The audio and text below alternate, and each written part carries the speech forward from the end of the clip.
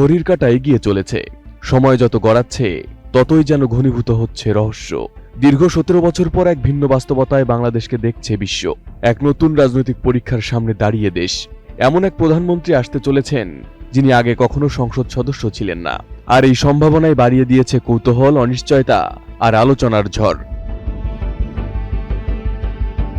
ত্রয়োদশ জাতীয় সংসদ নির্বাচন তাই শুধু আরেকটি নির্বাচন নয়, এটি এক যুগান্তকারী রাজনৈতিক মোড়।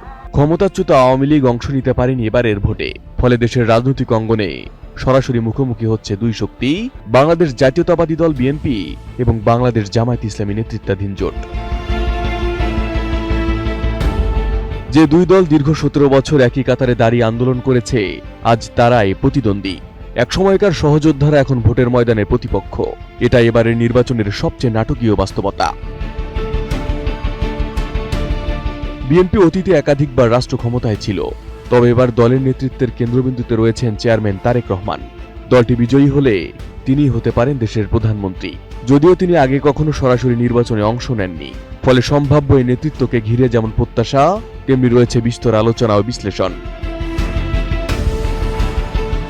সঠিক প্যাড আর সঠিক তথ্য দিয়ে এসব সামলে নিব এক হয়ে। Monalisa sanitary napkin. অন্যদিকে ধর্মভিত্তিক রাজনৈতিক দল হিসেবে পরিচিত বাংলাদেশ জামায়াত ইসলামী এখন তাদের রাজনৈতিক ইতিহাসের এক গুরুত্বপূর্ণ সময় পার করছে।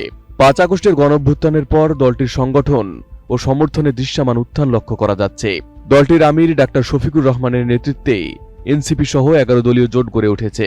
নির্বাচনে এই জোট জয়ী হলে প্রধানমন্ত্রীর আসনে বসতে পারেন তিনি।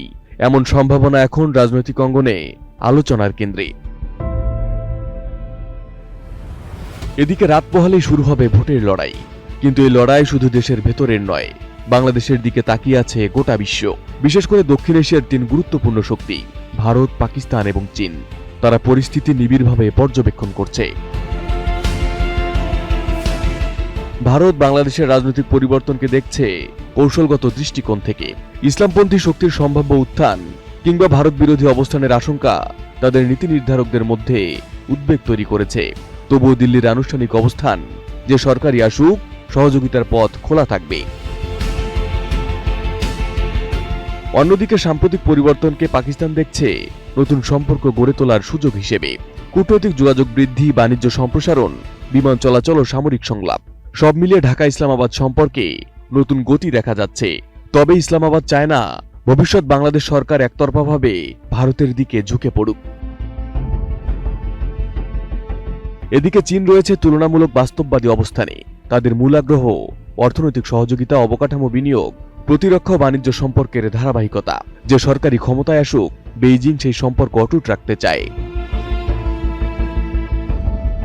ফলে 12 ফেব্রুয়ারি নির্বাচন ঘিরে দেশে, অঞ্চলে এমনকি আন্তর্জাতিক পর্যায়েও তৈরি হয়েছে এক অদ্ভুত উত্তেজনা। কে গড়বেন পরবর্তী সরকার? কে নেতৃত্ব দেবেন নতুন বাংলাদেশের? তারেক রহমান নাকি ডাক্তার শফিকুর রহমান? ঘড়ির কাঁটা থেমে নেই। সময়ের সঙ্গে সঙ্গে বাড়ছে অপেক্ষা, বাড়ছে রহস্য। বাংলাদেশ দাঁড়িয়ে আছে এক নতুন অধ্যায়ের দোরগোড়ায়। Arif Hasan, ATN news.